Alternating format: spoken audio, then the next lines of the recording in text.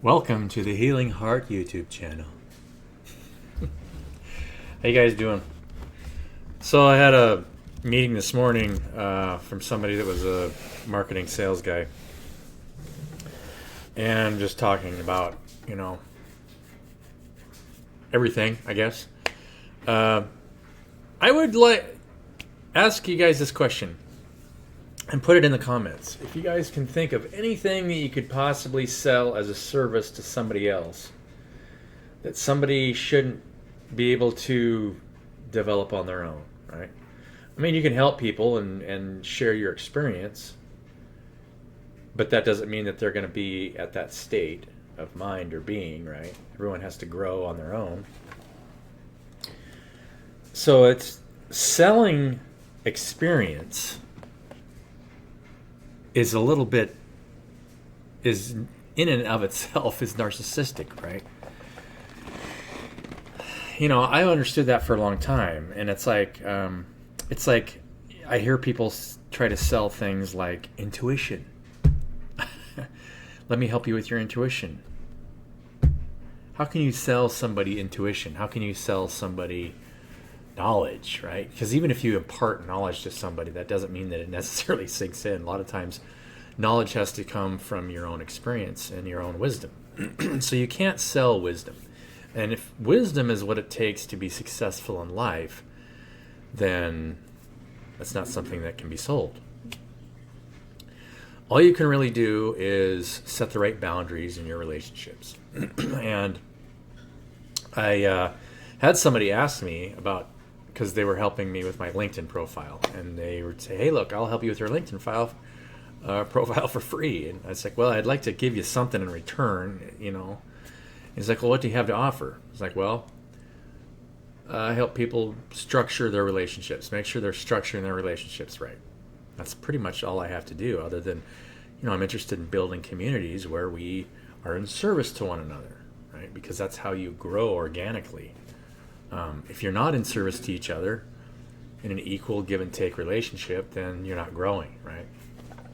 And he's like, "Well, you must have something more than that. I'm sure you have a lot more to offer than that." It's like, okay. I don't think so. If you really think about how everything works, the only thing you are ever doing is how you structure the relationship between you and me. And if you decide to worship this thing more than, if you value something here more than you value the relationship between you and I, then you're sort of worshiping a false god, right? You're trying to bring in a third party that's an inert thing that doesn't really have any value between me speaking to you directly, right? The shift that we're getting ready to go through is all about that. It's making sure your heart's in the right place. When you start, it's going to get worse and worse and worse, because the state of your heart is everything. How you feel about other people, how you interact with other people, how you see people, even if they're in a state of darkness, right? You can see where people are in a state of darkness, but how you respond to them is essential for your own well-being. You have to block feeding energies, right? Make sure that people aren't feeding off of you unnecessarily. If it's negatively affecting your own state of being, you have to kind of take a step back and say, okay, what do I need to work on? Make sure that I'm not getting triggered by somebody else's negative state of being. And then to continue to watch everything evolve. And so everyone is a part of you, right? You are part of me, I'm part of you. And so you have every right to set boundaries in your own relationships and how people deal with you. For one thing, if somebody wants to value money or any material thing, could be anything, a bug or a car or whatever, more than their relationship with me, then their heart will grow sour. And so we can set standards, like the water that you drink is going, the actual earth is going to start to sour relative to the state of your own heart. And people will get sicker and sicker if their heart isn't in the right place. If they're not trying to create things with each other instead of just trying to sell themselves financially. If you think about what the society that we have created, and yes, you and I have created it, and a belief in a material thing, and you're giving something material thing to control the minds of other people because people believe in it. It's only because they believe in it, right? You grew up in a society that believed in this thing that they had to acquire in order to create an exchange of energy. Now you have something that can control the exchange of energy between two people, which has created a society where people that do the most amount of work are getting the least amount of this thing. And people that are doing the least amount of work have the most of this thing. You've created an inverted worker hierarchy of energy, where the most energetic exchange is happening where people are getting the least amount of this thing, right? Because you can control those people with this thing because they believe in it. They worship it. So if you're worshiping this thing more than you're worshiping the relationship between yourself and other people, then the water that you drink is going to become more and more sour, and you're going to get sicker and sicker because your heart is not healed. That's the split that we're getting ready to see here very shortly. It's going to start happening very quickly, especially when we start talking about these things openly. So, let's draw some cards, shall we? I mean, why not? Why wouldn't we? It's got a good show. How was your guys' Friday? I had an interesting Friday. Just conversing with people who are on the take, right? I mean, people that are just on the take are only interested in what they can get from you. It's easy to see where their heart's at. Now, it's okay to, at the same time, it's okay to embrace your dark side, right? Say, no, I don't care about that thing. We had an agreement.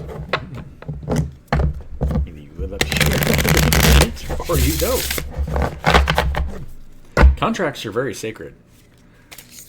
Soul contracts, all kinds of contracts, right? Gain. You guys are getting gain.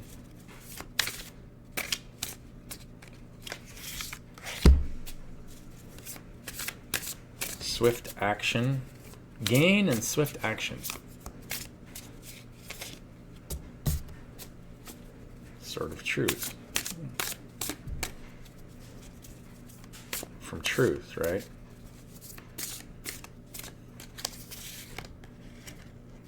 I don't know if you guys have seen this Fool card before. This is the...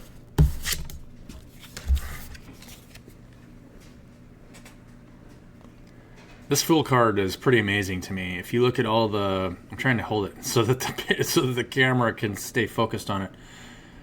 You see how there's a growing plant underneath between his legs, and he's kind of accessing all aspects of reality. Tiger, the alligator, the butterfly on his right knee. That's interesting, right? Because transformation is kind of a walking process when you're walking forward. Right foot forward. Yeah.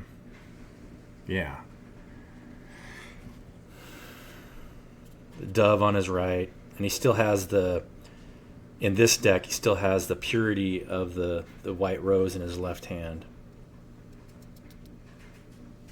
Fool.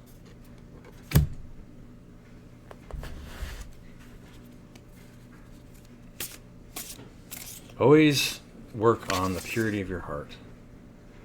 7 is failure. So you have failures.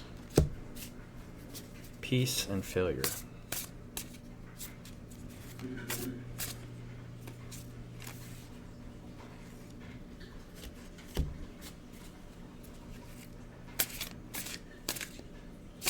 So you guys are still sitting kind of in your emperor energy, where you're making positive moves, but and there's some offers coming your way.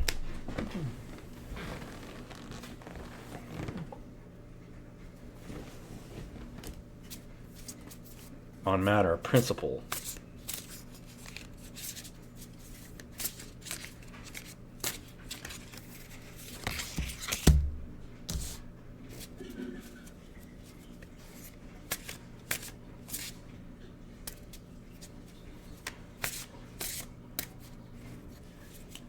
I mean, there's also disappointment. You know, you guys also have some disappointment on what some of your enterprises that you might be trying to do for yourself. It's hard for the community to see what's happening. You know, a lot of times they're not told what's going to happen in the future, right? We just kind of keep doing what we're supposed to be doing. We feel like we need to be doing. And because the world right now is completely conflicted, if you guys haven't figured this out. But there's wealth on the other side of this. That's the outcome. So a few offers coming your way, you know, with yeah.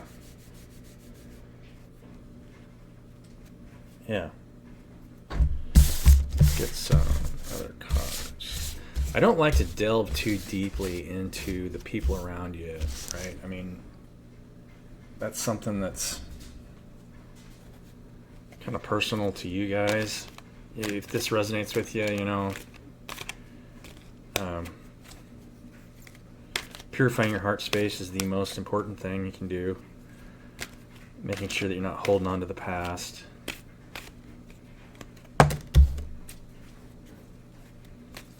Following your North Star. Being guided by your ancestors, right?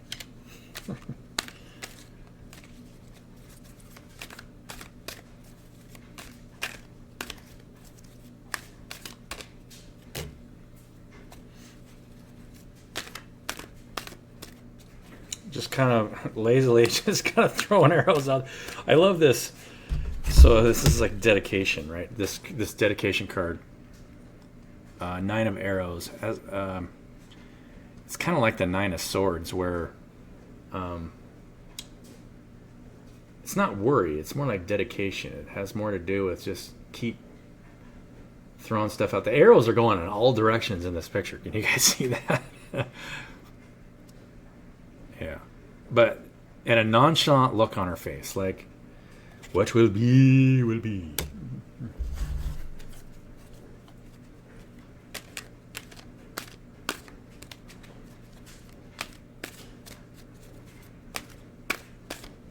What are we dedicating towards? I mean, we've already got kind of a basic reading here. You guys are feeling pretty good about yourselves, but there is sorrow, and there's still a little bit of, you know, things to do before you reach the finish line.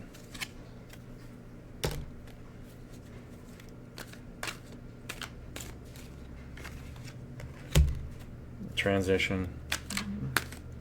Love. These cards are telling the same story.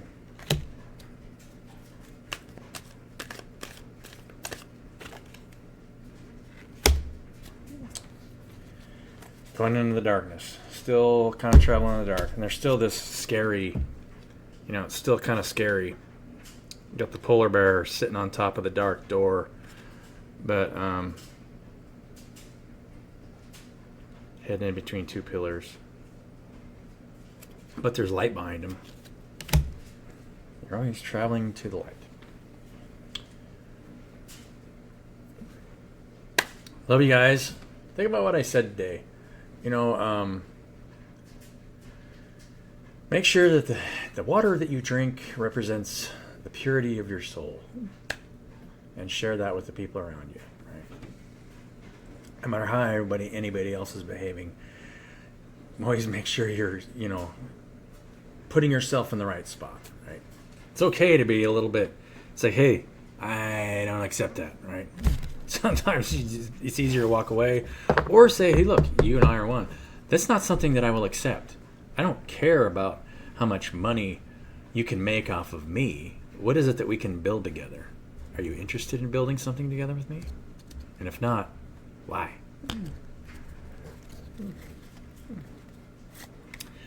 Love you guys. Have a wonderful day. And I'll catch you on the next one.